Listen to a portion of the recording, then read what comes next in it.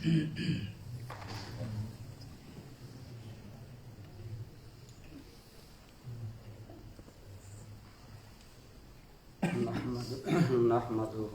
ونصلي ونسلم على رسوله الكريم وعلى آله وأصحابه أجمعين. أما بعد فأعوذ بالله من الشيطان الرجيم. بسم الله الرحمن الرحيم. النبي أولى بالمؤمنين من أنفسهم وأزواجه أمهاتهم. وقال الله تبارك وتعالى في مقام آخر: والضحى والليل إذا سجى ما ودعك ربك وما قلى. وقال الله تبارك وتعالى في مقام آخر: وإنك لعلى خلق عظيم. صدق الله مولانا العظيم. صدق وبلغنا رسوله النبي الأمي الكريم.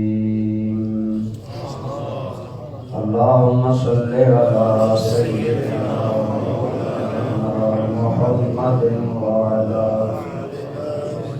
آل سيدنا ومولانا محمد وبارك وسلم علیہ.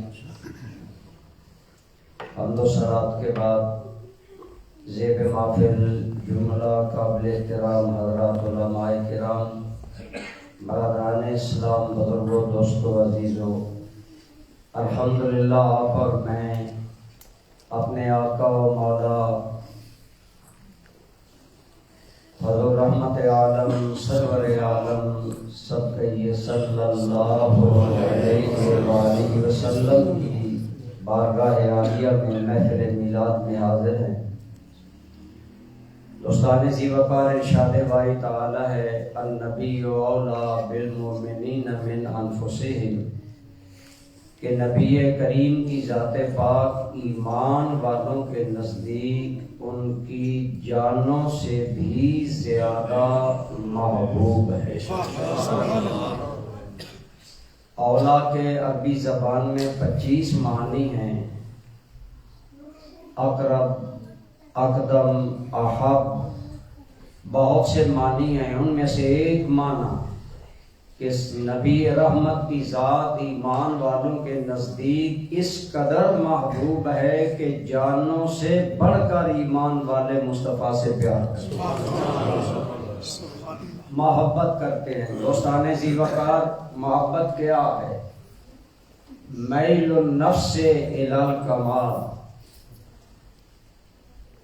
نفس کا اور دل کا کسی کمال کی طرف اور حسن کی طرف مائل ہو جانا، اس کا نام محبت ہے. انسان کا دل جب مائل ہو جائے تو گویا دل میں محبت آ گئی. لیکن دوستان ذی وقار، دل کے مائل ہونے کے کئی سبب ہیں. ان میں سے صرف 2 پر میں بات کروں گا. دل مائل ہوتا ہے انسان کا، انسان کی صورت حسین ہو یا پھر انسان کی سیرت حسین ہو. صورت کو علماء تشریح فرما ہے خلق کہا جاتا ہے، اور اخلاق اور سیرت کو خلق کہا جاتا ہے. گویا اگر خلق میں حسن ہو تب بھی دل مائل ہوتے ہیں، اگر خلق میں حسن ہو تب بھی دل مائل ہوتے ہیں. اور آپ کے اور میرے کریم آقا صلی اللہ علیہ وسلم کو اللہ تعالیٰ نے خلق یعنی صورت کے حسن میں بھی اتنا باکمال بنایا کہ حلیمہ سعدیہ سے لے کر اکابر صحابہ تک جس نے دیکھا وہ بول اٹھا کہ ہم نے مصطفیٰ جیسا کوئی نہیں دیکھا. آپ کے حسن ظاہری، حسن صورت اس کے بارے میں احادیث مبارکہ میں تفصیل سے بیان ہے۔ یہاں ایک بات میں عرض کروں، بعض لوگ سوچتے ہیں کہ سرکار کریم صلی اللہ علیہ وسلم کے حسن کے بیان کی کیا ضرورت ہے، سیرت بیان ہونی چاہیے، صورت کیوں بیان ہوتی ہے؟ بعض ماڈرن خیال اپنے آپ کو کہنے والے علماء یہ سنائی دیتے ہیں کہتے ہوئے کہ یہ صورت تو تھی اعلیٰ، بیان کی ضرورت نہیں۔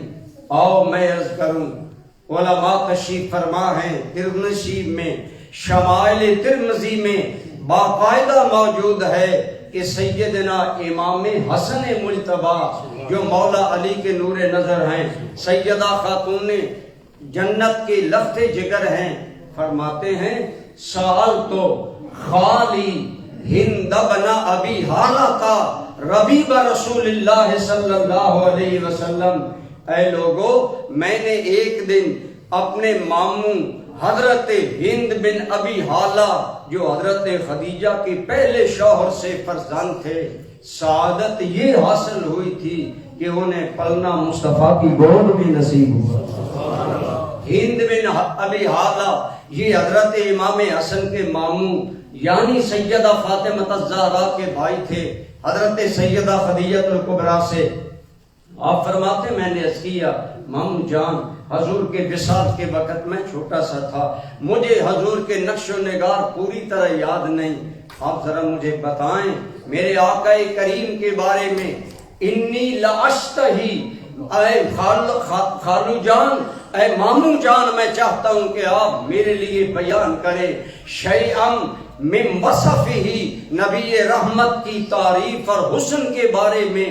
اگلے الفاظ قابل غور ہیں امام حسن سوال کر رہے ہیں ماموں جان سے، حضرت ہند بن ابی حالہ سے، کہتے ہیں میں نے عرض کیا میرے آقا نانا جان کا ذرا میرے سامنے تعریف کریں، لے آتا اللہ کا بھی، میں چاہتا ہوں تم میرے نانا جان کا کچھ وصف بیان کرو، میں حسن اسے دل میں بسا دوں، میں اس سے متعلق ہو جاؤں، میں اس سے اپنے من کو راضی کروں۔ محبوب معلوم ہوا سچے عاشق کے سامنے جب محبوب کا حلیہ بیان کیا جاتا ہے تو محبوب کے محب اور عاشق کے دل کو سکون بھی ملتا ہے اور ایک محبوب سے تعلق خاطر بھی پیدا ہوتا ہے۔ تو حضرت سیدنا ہند بن ابی حالہ نے بڑی لمبی تفصیل بیان کی، علماء کرام جانتے ہیں شمائل ترمذی کا یہ باب پڑھنے کے لائق ہے کہ حضرت ہند نے حضور نبی رحمت صلی اللہ علیہ وسلم کی خلق اور خلق، آپ کی تخلیق، آپ کے بارے میں بتایا کہ نبی رحمت ظاہری حسن میں کیا تھے۔ آپ نے بہت لمبی بات کی، اس کے اندر یہی بیان کیا کہ حضور نبی رحمت صلی اللہ علیہ وسلم کو اللہ تعالی نے صورت اور سیرت کے دونوں حسن عطا فرمائے، حتیٰ کہ آپ فرماتے ہیں کہ جس نے بھی حضور کو جانا وہ 100 جان سے مصطفیٰ کریم پر قربان۔ تو آپ صلی اللہ علیہ وسلم کا ظاہری حسن و جمال، ظاہری اللہ تعالی نے جو آپ کی، یاد رکھیں نبی ظاہری طور پر بھی عیبوں سے پاک ہوتا ہے، باطنی طور پر بھی پاک ہوتا ہے۔ موسیٰ علیہ السلام پر قوم نے ایک اعتراض کیا، اللہ نے ان کو وہ عذر دور کرنے کے لیے ایک باقاعدہ واقعہ پیش آیا۔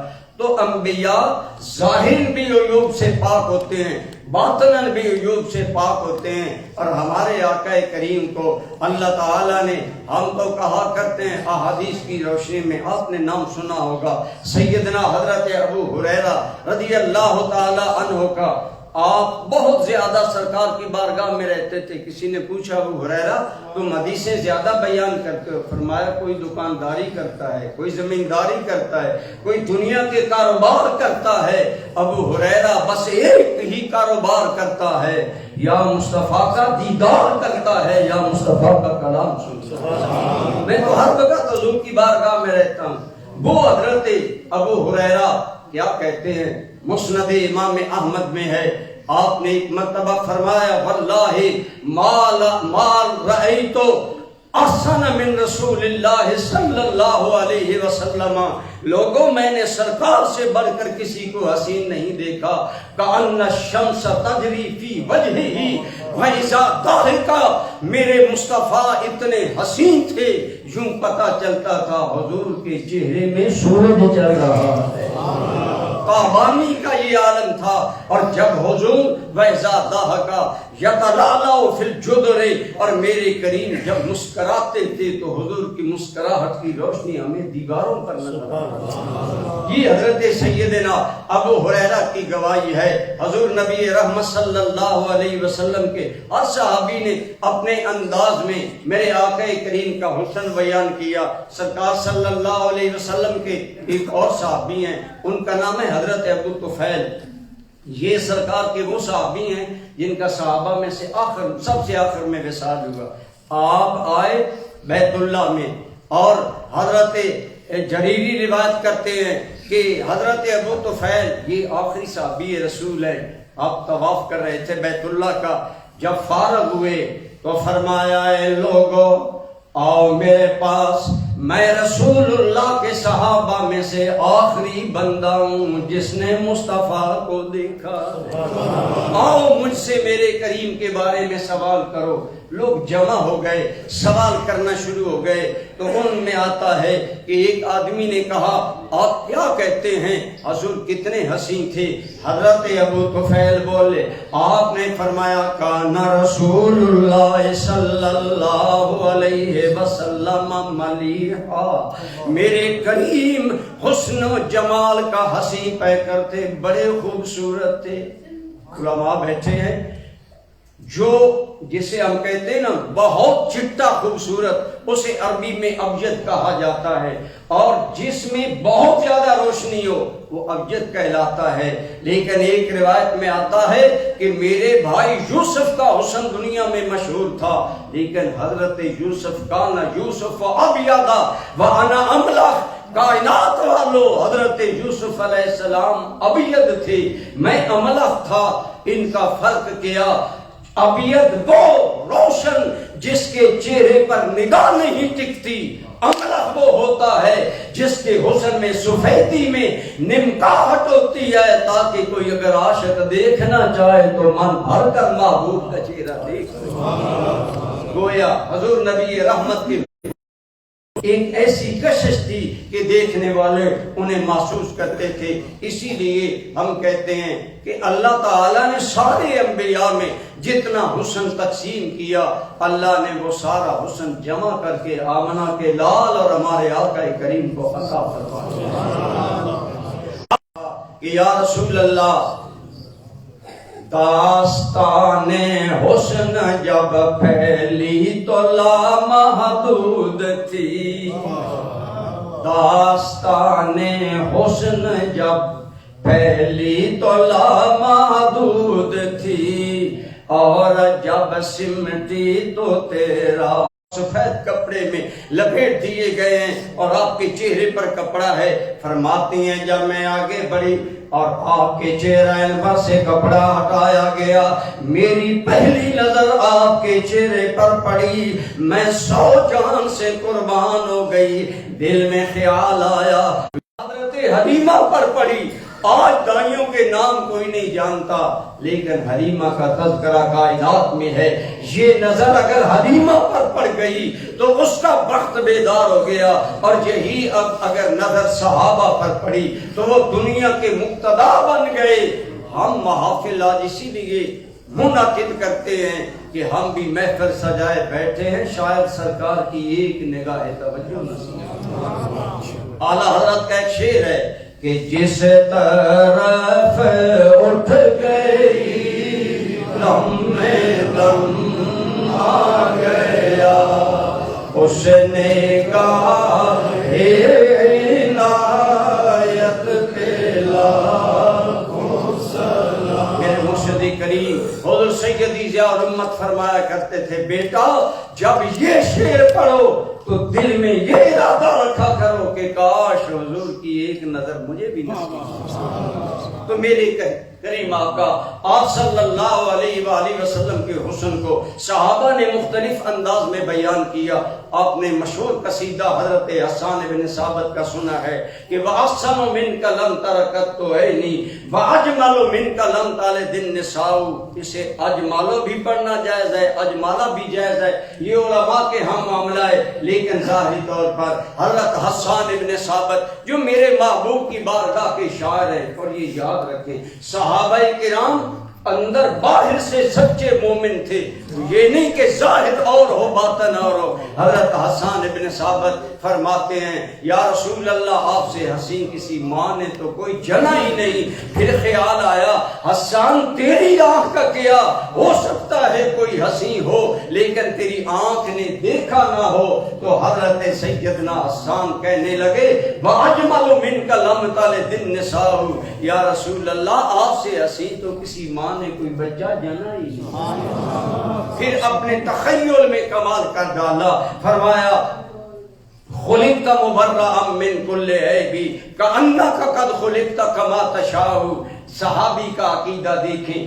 آج اگر ہم حضور کے اوصاف بیان کریں لوگوں کے دل میں شکوک و شبہات پیدا ہوتے ہیں، لیکن حضرت حسان نے سرکار کی حسن صورت کے بیان میں حد کر دی. کہتے ہیں آقا آپ جیسا کوئی پیدا ہی نہیں ہوا، اور آگے کہتے ہیں کہ آپ ہر عیب سے پاک پیدا کیے گئے. پتہ یوں چلتا ہے کہ آپ ایسے بنائے گئے جیسے آپ چاہتے تھے. یہاں پر رک کر ایک میں ضروری بات کروں گا. ہماری اہل سنت کی یہ عدم توجہ ہے علماء کی کہ ہمارے عموماً عقیدے یا نعت خوان بیان کرتے ہیں یا جاہل خطبہ بیان کرتے ہیں. یاد رکھیں عقیدہ ایک بنیادی چیز ہوتا ہے جس پر نجات کا دار و مدار ہوتا ہے. ایک نعت خوان کہنے لگا اللہ نے حضور سے پوچھ کر حضور کو بنایا. میں نے کہا یہ غلط ہے. ایک ہوتا ہے خبر، ایک ہوتی ہے تشبیہ. آپ خبر دے رہی علماء سے متعلقہ بات ہے، ان سے میں کر رہا ہوں. خبر اور ہوتی ہے، تشبیہ اور ہوتی ہے.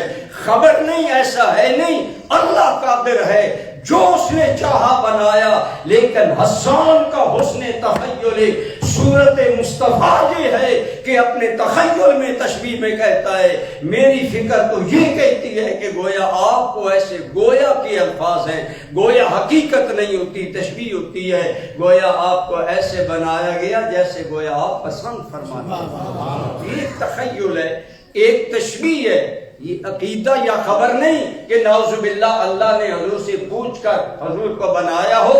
اللہ کی عظمت کبریائی اپنی جگہ، اس کا پاس کرنا بھی علماء کی ذمہ داری ہے. اس لیے عقائد کے بارے میں علماء کو کانشیس ہونا چاہیے، اور ہر بات اور ناخوانوں کو بھی یہ نہیں کہنا چاہیے کہ میں عقیدہ بیان کر رہا ہوں، میں عقیدے کی وضاحت بیان کر رہا ہوں. عقائد کی وضاحت صرف اتھینٹک علماء کیا. ہمارے اندر آج گمراہی کی وجہ یہی ہے، ہر کوئی اپنی بولی بول رہا ہے. تو بہرحال میرے کریم آقا کو اللہ نے حسن صورت بھی عطا فرمائی، حسن سیرت بھی عطا فرمائی. عبداللہ بن سلام یہودیت کے بہت بڑے عالم ہیں.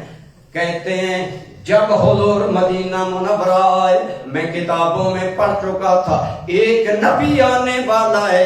یہودیوں میں یہ اتنے بڑے عالم تھے، ان کا خیال تھا نئے آنے والے نبی کو علمی طور پر مرعوب کرنے کے لیے ہم عبداللہ بن سلام سے مناظرہ کروائیں گے. لیکن عبداللہ بن سلام ان کی یاد رکھیں نیت میں جب تکبر آتا ہے، جب حسد آتا ہے، جب حوث آتی ہے، ہدایت کے دروازے بند ہو جاتے ہیں. عبداللہ بن سلام ان سب میں سے بڑے عالم تھے. کہتے ہیں میں نے دل میں سوچا جب کتابوں میں آنے والے نبی کا ذکر موجود ہے میں کیوں بلا وجہ بدبختی کا نشان بنوں. کہتے ہیں میں نے سنا مدینے میں وہ نبی آ گئے اور قباء میں ٹھہرے ہیں. میں اس وقت کھجوریں اتار رہا تھا، میں اترا کسی کو بتائے بغیر میں ان کی محفل میں چلا گیا اور میں جج کرنے کے لیے، جانچنے کے لیے آنے والا کیسا ہے. تو حضرت عبداللہ بن سلام نے دو باتیں کی. یہودیت کے بہت بڑے عالم جن پر اس وقت مدینہ کے یہودی علماء کو ناز تھا، جب وہاں گئے اور گئے تو پھر گئے میرے آقا کی بارگاہ میں آئے تو بیٹھ ہی گئے. حضرت سیدنا عبداللہ بن سلام سے پوچھا گیا آپ کے دل پر اسلام کا اثر کیسے ہوا؟ فرمایا میں حضور کی پہلی محفل میں گیا اور میں نے حضور کو دیکھا فلما تبینت وجہہ، جب ان کا چہرہ میں نے دیکھا، میری نظر اس چہرے پر پڑی تو میرا دل بولا انہ لیس بوجہ کاذب، اتنا خوبصورت چہرہ کسی جھوٹے کا نہیں ہو سکتا، یہ وہی ہے جو آنے والا آ گیا۔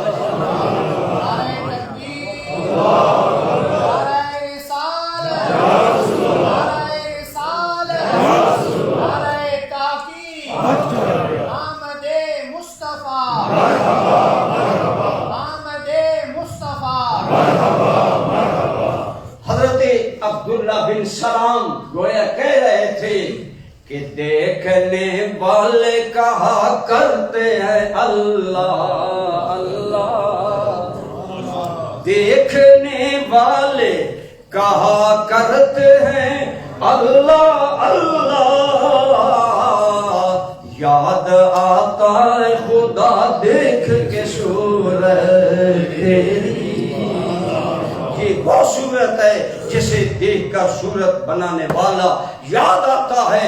جیسے آپ بہت بڑی بلڈنگ اور عمارت کو دیکھیں، آپ اس کے معمار کی عظمت، بنانے والے انجینئر کی عظمت کے قائل ہو جائیں گے۔ آپ کسی خطیب کا خطاب سنیں، آپ خطیب کی عظمت کے قائل ہو جائیں گے۔ خدا کی قسم اللہ نے ساری کائنات میں نشانیاں بکھیری ہیں کہ ان میں غور کر کے مجھے پہچانو، لیکن کائنات کی نشانیوں میں سب سے بڑی نشانی صورت مصطفیٰ اور سیرت مصطفیٰ ہے۔ اسی لیے تو رب نے الگ کر کے فرمایا فلا وربک، اے محمد مجھے تیرے رب کی قسم، یوں پتہ چلتا ہے قسم اٹھانے والا اور ہے، جس کی اٹھا رہا ہے وہ اور ہے۔ گویا فرمایا پیارے میں سارے جہانوں کا رب ہوں، لیکن تیرا رب ہونے میں یہ عظمت ہے کہ جو تجھے دل سے دیکھے گا اسے میرا عرفان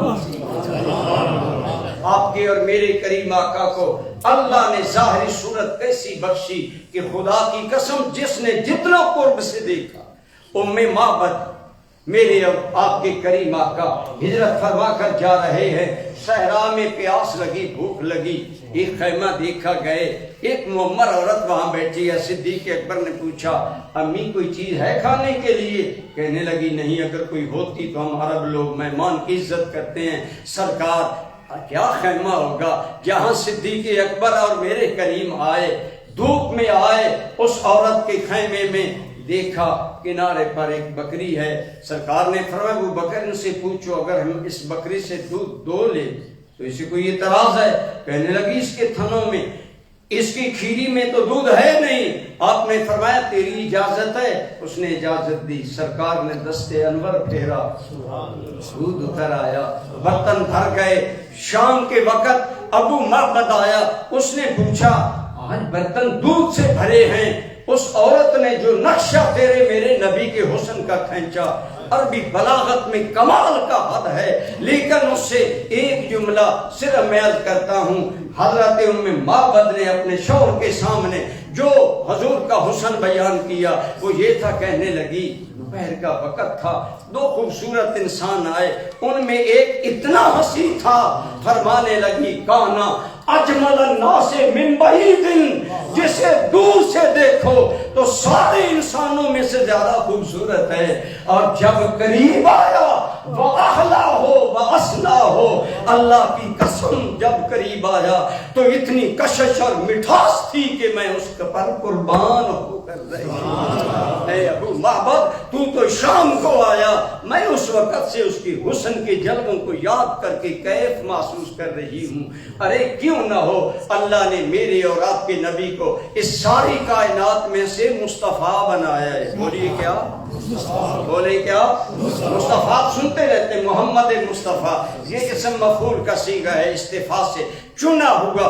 آپ کسی باغ میں جائیں، آپ ایک پھول پسند کریں، ہو سکتا ہے آپ کا چنا ہوا پھول مجھے پسند نہ ہو، لیکن تیرے میرے رب کائنات نے اولاد آدم کے جتنے باغ کھلائے ان میں سے سب سے زیادہ جو خدا نے پسند کیا وہ آمنہ کا لال ہے۔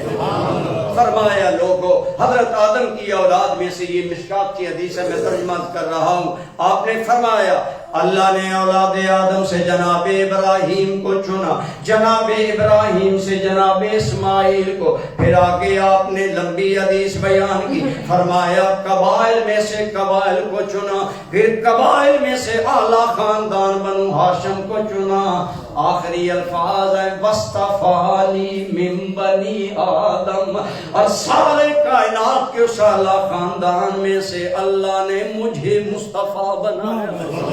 مصطفیٰ کا معنی اڈاپٹڈ، جو اختیار کیا جائے، جو چنا جائے۔ اسی لیے میں کہا کرتا ہوں حسینوں ماجبینوں نازنینوں لاجواب آئے، محمد مصطفیٰ بن کر خدا کا انتخاب آئے، جو اللہ کا انتخاب بن کر آئے، ان کی صورت بھی کمال درجے کی حسین، سیرت بھی کمال درجے کی حسین۔ حضرت سیدنا علی المرتضیٰ آپ کے بھائی بھی ہیں، آپ کے دسترخوان پر پلنے والے بھی ہیں۔ کسی نے حضرت علی سے کہا کیا آپ حضور کا نقش و نگار ہمارے سامنے بیان نہیں کریں گے؟ حضرت علی نے وارفتگی میں، محبت میں اپنے آقا کے حسن و جمال کا نقشہ کھینچا، اور آخری الفاظ میں صرف عرض کرتا ہوں، فرمایا وَيَقُولُ نَائِتُهُ لَمَارَا قَبْلَهُ وَبَعْدَهُ مِثْلَ۔ مولا علی کے آخری تاثرات یہ تھے، فرمایا لوگوں میں علی نے بہت حضور کا حسن بیان کیا، لیکن آخری بات یہ ہے کہ اللہ کی قسم کوئی بھی میرے نبی کی تعریف کرنے والا جب بھی بولے گا تو پھر چپ ہونا پڑے گا، اسے کہنا پڑے گا ان جیسا نہ پہلے دیکھا ہے نہ کوئی بعد میں دیکھا۔ میرے اور آپ کے کریم آقا کو اللہ نے ایسا بے مثل بنایا، اسی لیے ہم کہتے ہیں کہ رخ مصطفیٰ ہے وہ آئینہ، کہ اب ایسا دوسرا آئینہ نہ ہمارے بہم و خیال میں، نہ دکان آئینہ ساز میں۔ اللہ تعالیٰ نے ہمارے آقا کریم کی صورت کو اتنا باکمال بنایا کہ جس نے بھی دیکھا، بلکہ میں تو کہتا ہوں حلیمہ سعدیہ سے لے کر آج تک جس نے بھی دیکھا وہ بول اٹھا کہ ایسا کوئی نہیں دیکھا۔ اقبال کہتا ہے نہ ہمارے خیال میں حضور جیسا ہے، نہ اللہ کی دکان میں کوئی حضور جیسا ہے۔ کسی نے کہا تھا، علماء کے لیے یہ شعر پڑھ دیتا ہوں، زِ فرق تا بقدم حال کو جا کے میں نگرم، کرشمہ دامن دل میں کشد کے جائی جاس۔ جب میں اپنے محبوب کو دیکھتا ہوں تو محبوب کے جس انگ کو دیکھتا ہوں دل کہتا ہے یہی ٹھہر جا، یہی قابل دید، یہی قابل دید ہے۔ حضور کے آنکھیں مبارک ہو تو خدا کا قرآن کہے ما زاغ البصر وما طغى، چہرہ ہو تو ارشاد و والضحیٰ، زلفوں کا بیان ہو تو واللیل اذا سجا۔ میرے کریم کے ہر ہر آنگن، ہر ہر عضو کو اللہ نے عجیب انداز میں بیان کیا، کہیں فرمایا یاسین، کہیں کہا طٰہٰ، یہ حروف مقطعات ہیں، لیکن میرے سیدی کریم ضیاء الامت فرماتے ہیں طٰہٰ کا ایک معنی ہے طٰہٰ ما انزلنا علیک القرآن لتشقیٰ۔ وہ میرے چودھویں کے چاند حبیب، اگر یہ کافر کلمہ نہیں پڑھتے تو تمہیں مشقت کو تو نہیں پیدا کیا گیا، تم تو ہمارے چودھویں کے چاند۔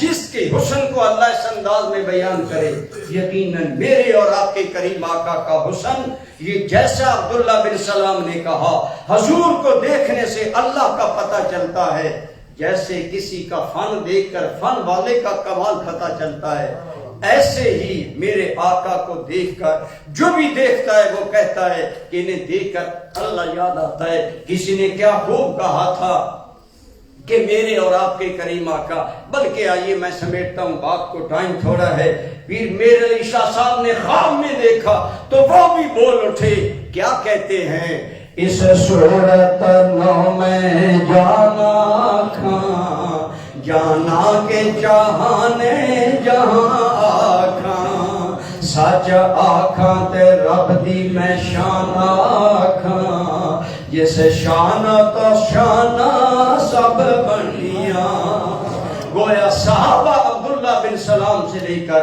پیر مہر علی شاہ صاحب تک، تاجدار بریلی شریف تک، اعلیٰ حضرت کا ایک حسین شعر ہے، فرماتے ہیں اللہ کی سرتاب قدم شان ہے یہ، اللہ کی سرتاب قدم شان ہے یہ، یہ انسان نہیں انسان وہ انسان ہے یہ۔ اللہ تعالیٰ نے بلکہ اعلیٰ حضرت نے ایک اور شعر میں کیا پیاری بات کی، از کہتے ہیں یا رسول اللہ تیری خلق کو حق نے جمیل کیا، تیرے خلق کو حق نے عظیم کہا، کوئی تجھ سا ہوا ہے نہ ہوگا شاہ، تیرے خالق کے حسن و ادا کی قسم۔ اعلیٰ حضرت فرماتے ہیں اللہ نے خلق میں بھی ہمارے آقا کو بے مثال بنایا اور خلق میں بھی بے مثال بنایا۔ دوستو ہمارا ماٹو ہے میلاد مناؤ، سیرت اپناؤ، مصطفیٰ کی صورت کا بیان سیدہ آمنہ کی گود سے لے کر آخری حصے تک یہ حضور کے میلاد کا بیان ہے اور حضور کے کردار کا بیان، سیرت کا بیان۔ ہمیں جہاں میلاد کے ان اہم پہلوؤں کو سامنے رکھنا چاہیے۔ میرے کریم کیسا حسن لے کر آئے کہ آتے ہیں تو سیدہ آمنہ کہتی ہیں میں نے مکہ میں بیٹھے ہی شام کے محلات جگمگاتے دیکھے۔ عبد الرحمن ابن عوف کی امی کہتی ہے ہر جانب نور ہی نور تھا، جب آپ آئے آپ کی جلوہ کری ہوئی تو اللہ نے آپ کو حسن صورت بھی عطا فرمایا، حسن سیرت بھی عطا فرمایا۔ لیکن برادران اسلام حسن صورت بھی بیان کرنا چاہیے، حسن سیرت بھی بیان کرنا چاہیے۔ یہاں ایک قابل غور بات ہے، ہماری بھی ایک صورت ہے، ایک سیرت ہے، صورت بنانے میں ہمارا کوئی دخل نہیں، یہ اس کریم نے بنائی جس کی جو چاہی صورت بنا ڈالی، لیکن سیرت بنانے کے لیے رب نے آپ کو اور مجھے اختیار دی۔ میں اپنی سیرت بناؤ، اپنا اخلاق بناؤ، اپنا کردار بناؤ، اور میرے کریم کا اخلاق کتنا عالی ہے، آپ کا خلق کتنا بلند ہے۔ اللہ کریم نے فرمایا وَإِنَّكَ لَعَلَىٰ خُلُقٍ عَظِيمٍ، اے میرے محبوب ہم نے آپ کو خلق عظیم پر پیدا فرمایا۔ اس کا بعض لوگ یہ ترجمہ کرتے ہیں کہ آپ صاحب خلق عظیم ہیں۔ گویا قرآن کریم میں رب نے قسم اٹھائی نون والقلم وما یسطرون ما انت بنعمت ربک بمجنون وانک لعلی خلق عظیم۔ یہ نادان منکر کہتے تم مجنون ہو، تیری عزت پر حرف آئے جواب میں رب دوں گا۔ میں قسمیں اٹھا کر کہتا ہوں وانک لعلی خلق عظیم، تم تو خلق عظیم کا پیکر اعظم بن کر کائنات میں آئے۔ لیکن میرے سیدی ضیاء الامت نے تفسیر ضیاء القرآن میں ایک بڑی پیاری بات کی، فرمایا یہ نہیں کہا انکا صاحب الخلق العظیم، آپ خلق عظیم والے ہیں، رب نے یہ نہیں کہا، فرمایا وَإِنَّكَ لَعَلَىٰ، اور عَلَىٰ لِلْإِسْتِعْلَاءِ، عَلَىٰ بلندی کے لیے آتا ہے۔ حضرت ضیاء الامت کیا عَلَىٰ کا حسین ترجمہ کرتے ہیں، فرماتے ہیں گویا رب نے اپنے حبیب کی سیرت کو اتنا اعلیٰ بنایا، فرمایا محبوب حسن سیرت نام ہی تیری ادا کا ہے، گویا اخلاقیات سواری ہیں تم سوار ہو، مصطفیٰ جدھر منہ موڑ دیں گے وہی کائنات کے لیے سیرت بن جائے گا، وہی کائنات کے لیے حسن اخلاق بن جائے گا، وہی حسن صورت بن جائے گا۔ تو میرے کریم کو اللہ تعالیٰ نے خلق اور سیرت بھی اعلیٰ عطا فرمائی، اس کا بھی بیان ہونا چاہیے۔ میں کہتا ہوں ہمارے پروگراموں میں سیرت کا بیان کم ہوتا ہے، زیادہ ہونا چاہیے۔ کیوں؟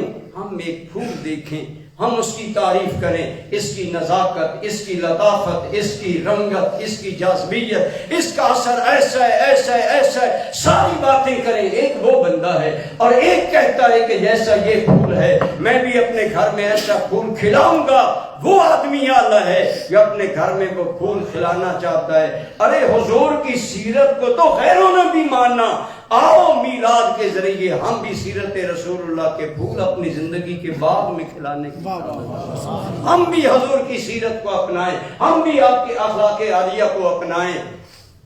ایک عربی کا مقولہ ہے الفضل ما شاہدت بہ الاعداء اگر میری تعریف احمد بلال شاہ صاحب کرے لوگ کہیں گے بیٹا ہے عزیز ہے تعریف کرے، اگر مولانا نور علی سیالوی کرے، اگر انعام الحق وان کرے لوگ کہیں گے یہ شاگرد ہیں۔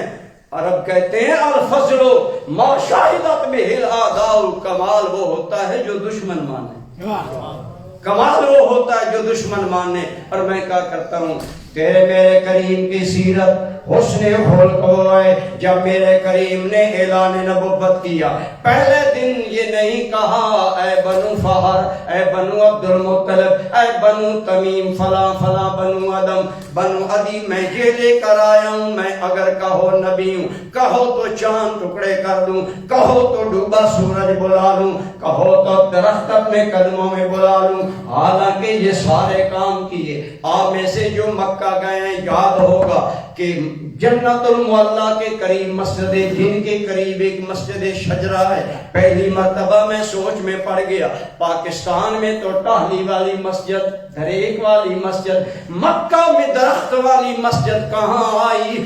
جواب ملا یہ وہی جگہ ہے۔ حضور کھڑے ہیں، ایک بدو آیا کہنے لگا اے محمد اگر یہ درخت کہے تم رسول ہو میں مان لوں گا۔ فرمایا میں نہیں بلاتا، تم کہو کہ جادو ہے، جاؤ اس کو پیغام دو تمہیں اللہ کا رسول بلا رہا۔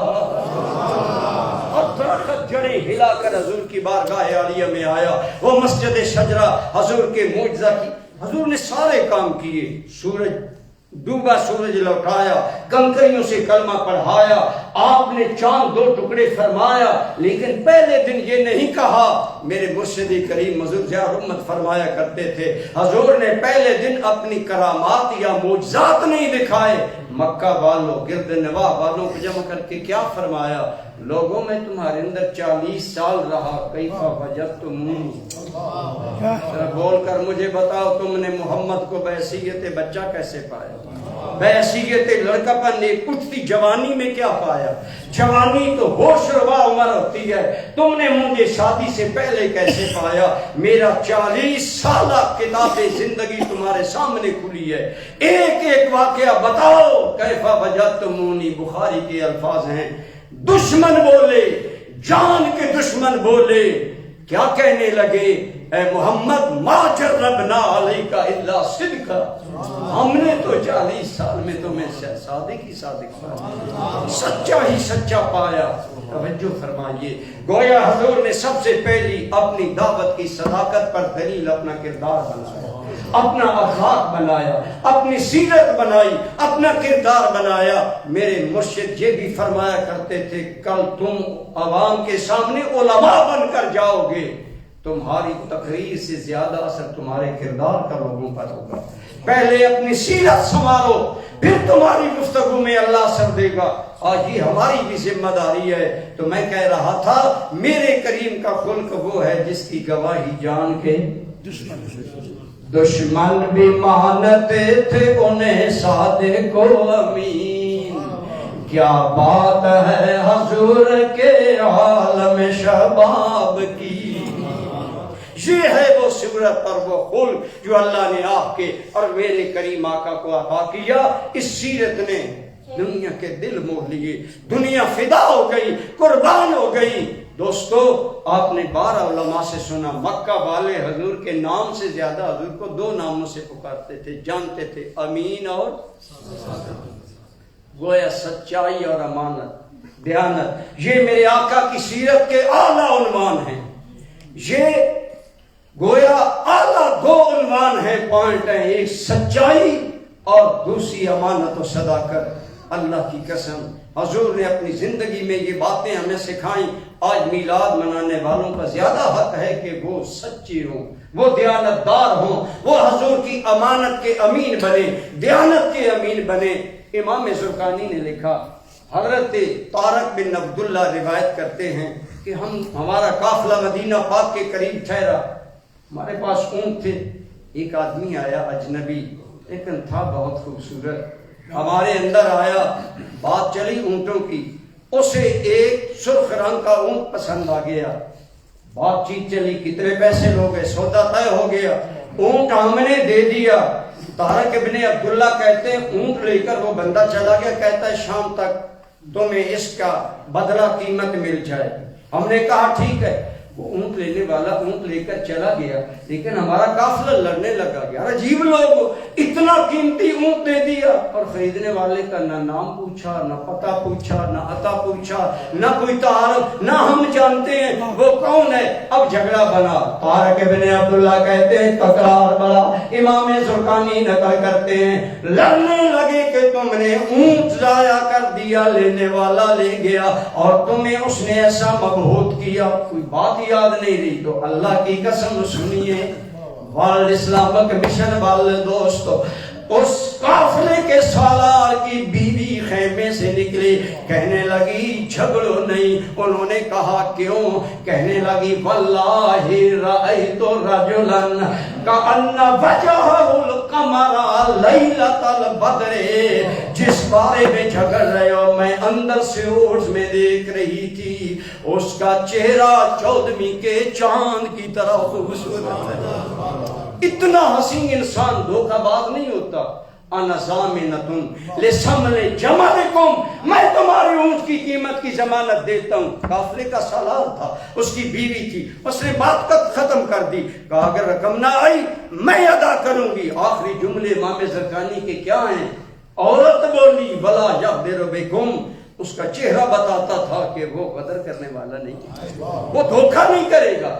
اب شام تک سارے دم بخود ہیں۔ کیا ہوتا ہے؟ شام کے وقت ایک آدمی آیا، کھجوریں لایا، پوچھا تم خیمے والے ہو؟ ان سے ہمارے آقا اونٹ لے گئے۔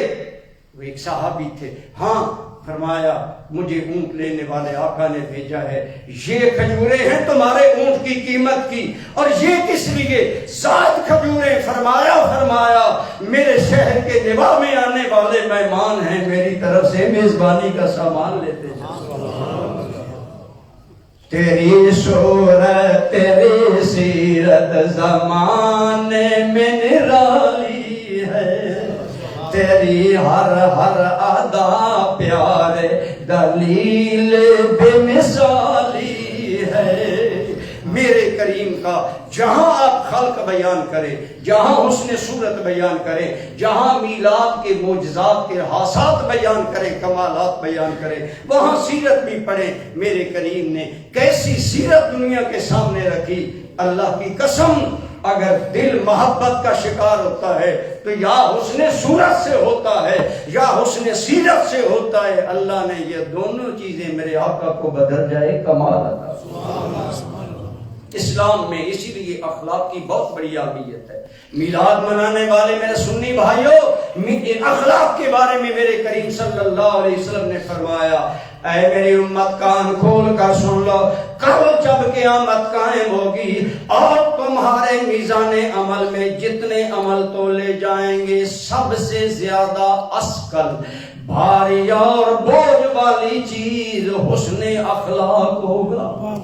سب سے اعلیٰ وزنی چیز تمہارے عمل میں حسن اخلاق۔ ایک اور حدیث پاک سنیے، سیدہ عائشہ صدیقہ رضی اللہ تعالیٰ عنہ سے سنن ابی داؤد میں حدیث ہے۔ آپ فرماتی میرے کریم صلی اللہ علیہ وسلم نے فرمایا، اچھے اخلاق والا آدمی اللہ کی بارگاہ میں اتنا درجہ رکھتا ہے جتنا دن کو لگاتار روزے رکھنے والا، یعنی دن کا روزے دار اور شب کا زندہ دار جو مقام رکھتا ہے وہی مقام میری امت کے حسن خلق والے انسان کا۔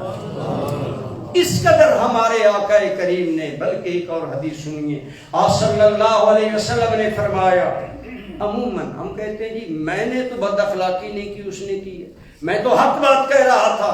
سنیے میرے کریم صلی اللہ علیہ وسلم کی حدیث پاک ہے، فرمایا جس آدمی نے حق پر ہوتے ہوئے جھگڑا چھوڑ دیا، بڑی قابل غور بات ہے، جس نے حق پر ہوتے ہوئے جھگڑا چھوڑ دیا، میں محمد اس کے لیے جنت کے کنارے میں ایک محل کی ضمانت دیتا۔ اگلی بات سنیے، فرمایا جو میرا امتی سچ بولنا عادت بنا لے اور مذاق میں بھی کبھی جھوٹ نہ بولے، جھوٹ سے اجتناب، وہی حضور کی پہلی صفت صداقت، جب تیرے میرے کردار میں آئے گی خدا کی قسم نکھار آئے گا۔ فرمایا جو میرا امتی سچ بولنا عادت بنا لے، حتیٰ کہ مذاق میں بھی جھوٹ نہیں بولے گا، میں اس کے لیے جنت کے درمیان میں محل کی ضمانت دے دوں۔ اگلی بات فرمایا اور جو آدمی حق پر ہوتے ہوئے جھگڑا چھوڑ دے اس کے لیے میں جنت کے کنارے پر محل کا ضامن۔ جو بندہ سچا ہو سچ بولے اس کے لیے جنت کے مرکز میں محل کا ضامن۔ اور جو آدمی میری امت کا اعلیٰ اخلاق والا ہوگا میں اس کے لیے جنت کے اعلیٰ درجوں میں محل کا ضامن ہوں۔ آپ علماء سے پوچھئے، علماء بشارات سنا سکتے ہیں، علماء حدیث کی روشنی میں ہمیں خوشخبریاں دے سکتے ہیں۔ اگر نماز پڑھو گے یہ خوشخبری ہوگی، قدم قدم پر اجر ملے گا، اللہ گناہ معاف کرے گا، ہر نماز میں صغیرہ گناہ معاف ہوں گے۔ بشارت قابل غور ہے بات، بشارت ہر کوئی سنا سکتا ہے، جنت کی ضمانت کوئی نہیں دے سکتا۔ اگر دے سکتا ہے تو آمنہ کا لال دے سکتا ہے، کیونکہ جنت کا خالق خدا ہے اور جنت کا قاسم محمد مصطفیٰ۔ فرمایا یہ اگر اخلاق اپناؤ گے، یہی وہ اخلاق تھا میرے کریم کا جس نے دنیا، آج لوگ کہتے ہیں کہ اسلام تلوار کے زور سے پھیلا۔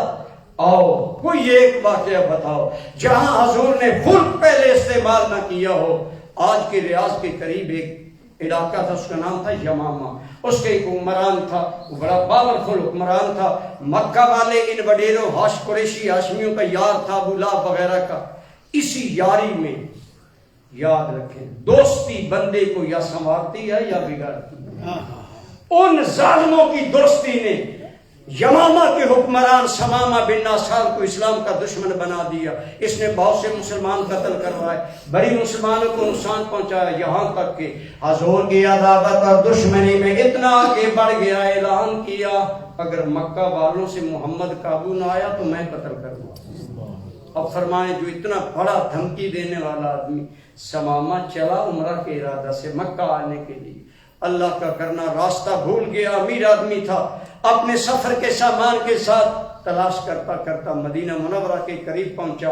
ان دنوں مدینہ پاک میں خاص کیفیات کی وجہ سے سیکورٹی کے لیے صحابہ مدینہ کے ارد گرد چکر لگاتے رہتے تھے، ان صحابہ نے پکڑ لیے۔ میں بڑے اختصار سے کہہ رہا ہوں، سمامہ اب گرفتار ہو کر مسجد نبی میں لائے صحابہ۔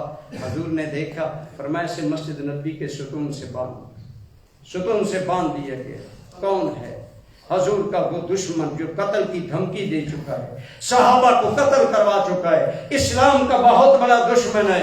سرکار حجرہ انور سے نکلے، اللہ آپ کو اور مجھے آج کی میلاد کے صدقے مسجد نبی کی حاضری نصیب کرے۔ اگر مسجد نبی میں یوں قبلہ روم ہو تو یہاں میرے کریم کا حجرہ انور ہے۔ جب حضور اندر سے نکلے، سمامہ بن ناسال کو دیکھا تو فرمایا سمامہ کیا حال ہے؟ میرے اللہ نے مجھے تجھ پر غلبہ دیا ہے کہ نہیں دیا؟ کہنے لگا دیا ہے۔ اگلی بات سنیں، آپ نے فرمایا سمامہ تیرا کیا خیال ہے، تیرے ساتھ کیا سلوک کیا جائے؟ کہتا ہے ان تقتلنی قتلت ذبح من، پہلی بات اگر آپ مجھے قتل کریں، میں نے آپ کے بندے قتل کیے، آپ کی سانس لینے والے تو ہوں گے، لیکن یہ یاد رکھیں میں کوئی عام بندہ نہیں، ذات امین، میں بڑا خون والا ہوں، میرا بدلہ میری حکومت اور میرا قبیلہ آپ سے لے گا۔ گویا ہے قیدی لیکن وہ سرداری والا روب دبدبا دل سے نہیں گیا، الٹا حضور کو دھمکی دے رہا ہے۔ کہتے ہیں اگر تم مجھے قتل کرواؤ گے تو پھر اس کا تمہیں بدلہ دینا ہوگا، اور اگر تمہیں معاف کرو گے تو پھر سنو انکا عفوتا عن رجل یعرف قدر عفو، اگر تم مجھے معاف کرو گے تو پھر ایسے بندے کو معاف کرو گے جو قدر معاف کرنے کی قدر پہچانتا ہے، ہر جملے میں سرداری والا دبدبا، تمکنت، وقار، ہر بات میں۔ اور تیسری بات کہتا ہے ان تطلب مالا، اور اے محمد اگر تو مال چاہتا ہے تو مانگ کتنا چاہتا ہے، مجھے چھوڑ کر تو یہ مال ملے گا۔ حضور گزر گئے، نماز پڑھائی، دوسری نماز پر حضور آئے۔ حضور جب آتے ہیں نا نگاہ سمامہ پر ڈالتے ہیں، حال پوچھتے ہیں، ساتھ پوچھتے ہیں اس کے کھانے پینے کا انتظام ٹھیک ہے؟ میں کلوز کر رہا ہوں۔ جب تیسری مرتبہ حضور نے ہر بار یہی تینوں باتیں کرتا ہے، گویا اس کے دل میں وہی بات اپنی سرداری والی تمام چیزیں، لیکن میرے کریم نے تیسری بار کیا فرمایا؟ آپ نے فرمایا اس کی رسیاں کھول دو، ہم نے سمامہ کو آزاد کر۔ سمامہ جا رہا نبی رحمت صلی اللہ علیہ وسلم نے قتل کی دھمکیاں دینے والے اسلام کے بڑے دشمن کو معاف کر دیا، لیکن دوستو جا رہا ہے اور دل میں سوچتا جا رہا ہے اور دل میں کہتا جا رہا ہے اپنا بنا کے چھوڑ دیا، کیا اسیری ہے کیا رہائی ہے۔ مدینے سے باہر گیا، ایک چشمے پر غسل کیا، کپڑے بدلے، تھوڑی دیر بعد مسجد نبی میں آ گیا، فرمایا سماما ہم نے تمہیں آزاد کیا۔ واپس آ گئے، کہنے لگے اے محمد بن عبداللہ واللہ ما کان احد ابغض منک الی، آج سے پہلے تم سے بڑھ کر کوئی میرے دل میں مبغوض نہ تھا، لیکن اے محمد تیرا آنا جانا، تیرے صحابہ کا مسجد میں آنا، تمہارا اخلاق دیکھ کر میری دل کی دنیا بدلی ہے۔ اب حال یہ ہے میرے دل میں محمد کے سوا کوئی نہیں بدلا۔ او مجھے کلمہ، حضور نبی رحمت ساتھ اس نے ایک بڑی بات کی جو سرداری والی پھر بات کہنے لگا، اگر میں اس حال میں کلمہ پڑھتا، لوگ کہتے سمامہ نے مجبوری میں کلمہ پڑھا ہے، آپ نے مجھے آزاد کیا، اب میں دوبارہ اس لیے آیا ہوں تاکہ ان کے پیار نے کر لی مسخر اس طرح دنیا شہ ابرار نے کر لی۔ آپ کے اور میرے کریم نے دنیا مسخر کی تو خلق، سیرت، کردار کی نمائندگی، صداقت، امانت، دیانت۔ اقبال ایک بڑی حسین بات کہتا ہے، شیراز صاحب سے معذرت کے ساتھ ایک 2 منٹ، اقبال ایک بڑی پیاری بات کرتا ہے۔ اقبال کہتا ہے سراپا حسن بن جاتا ہے جس کے حسن کا عاشق، ذرا اے دل حسین ایسا کہ کوئی ہے حسین۔ اقبال کہتا ہے دنیا کے بڑے ہنسی ہوں گے لیکن میرے مصطفیٰ کائنات کے وہ انوکھے ہنسی ہیں کہ جن کے اندر مصطفیٰ کا حسن سیرت آ جائے وہ بھی حسین بن جاتے ہیں۔ آئیے آپ اور میں حضور کا حسن سیرت اختیار کریں، میلاد کی محفلوں کے ذریعے اپنی سیرت میں کردار سازی میں توجہ فرمائیں۔ آپ کو یاد ہوگا خدا کی قسم جو حضور کی سیرت کے مظہر ہوتے ہیں وہ لوگوں کے دلوں پر حکومت کرتے ہیں۔ آپ کو یاد ہوگا بغداد سے جوان بچہ ماں سے کہتا ہے امی میں بغداد علم پڑھنے جاؤں گا، ماں نے 40 دینار دے کر کہا بیٹا شاید ملاقات ہو نہ ہو، میں نے تیرے بڑھاپے والے میرے جو تجھ پر حقوق تھے معاف کیے، جاؤ میرے نانا کا دین پڑھو۔ بیٹا ایک بات یاد رکھنا، جھوٹ نہیں بولنا، بیٹا جھوٹ نہیں بولنا۔ وہ سید زادہ قافلے میں ہے، قافلہ آیا آپ نے پڑھا، ڈاکوں نے لوٹا، بچہ خود کہنے لگا میری کبا میں 40 دینار ہیں، پکڑا سردار کے پاس لے گیا، یہ عجیب بچہ ہے خود بتاتا ہے کہ میرے پاس 40 دینار ہیں۔ اس نے کہا بچے تم نے سچ بولا، اب تیرا مال بھی خطرے میں، جان بھی خطرے میں۔ وہ صدق و یقین والا سید، وہ رسول اللہ کے حسن سیرت کا مالک سید زادہ سید عبد القادر جیلانی تیرا میرا 11ویں والا پیر بولا۔ آپ نے فرمایا او ڈاکوں کے سردار مجھے نہ مال کی پرواہ ہے نہ جان کی پرواہ ہے، مجھے تو پرواہ ہے تو ماں کے فرمان کی پرواہ ہے۔ میری ماں نے مجھے کہا تھا بیٹا جھوٹ نہیں بولنا، میں نے سچ بول دیا، آگے تیری مرضی، تو کیا کرتا ہے۔ اقبال نے کہا تھا دل سے جو بات نکلتی ہے اثر رکھتی ہے، پر نہیں طاقت پرواز مگر رکھتی ہے۔ جو بات دل سے نکلتی ہے وہ دلوں میں اترتی ہے۔ سردار کی گردن جھک گئی، تھوڑی دیر بعد سر اٹھایا، آنکھیں اشک بہا رہے، رو رہا ہے، کہتا ہے رحمک اللہ ایھا الولد علیک وعلی امیک، اور نوجوان لڑکے اللہ تجھ پر بھی رحم کرے، تیری ماں پر بھی رحم کرے، تیری بات نے میرے دل کی دنیا بدل ڈالی۔ اگر تو ماں کا نافرمان نہیں تو آ ہاتھ نکال، میں بھی توبہ کرتا ہوں، نہ چوری کروں گا، نہ ڈاکہ زنی کروں گا، نہ لوگوں کی عصمتیں لوٹوں گا۔ آج سے میری بھی توبہ، ساری ڈاکوں लोगों की जमात बोली अगर तेरी तौबा है तो हमारी भी तौबा है। जब अब्दुल कादिर जीलानी सिद्दीक़ मोहम्मदी का मसहर बना तो अब्दुल कादिर की एक निगाह ने डाकुओं के दिल की दुनिया बदल डाली। निगाहे वली में ये तासीर देखी। हम सुन्नी अमूमन करामतों पर बड़े नजर और एतबार रखते हैं। अल्लाह की कसम सबसे बड़ी करामत किरदार है। अल इस्तिकामत हो फौकल करामा। हमारे बुजुर्ग तो कहते हैं अल्लाह की फर्मा बरदारी में डट जाना ये करामत से भी आला है। आप जो लोग यहाँ रह रहे हैं हजूर के दीन पर डट जाएं। अपनी नस्लों को कायम रखने के लिए जो काबशें कर रहे हैं उनमें और इजाफा करें। हम अल्लाह से दुआ मांगते हैं अल्लाह आपको और मुझे और हमारी नस्लों को रसूलुल्लाह के हुस्न सूरत और हुस्न सीरत की खैरात अता फरमाए।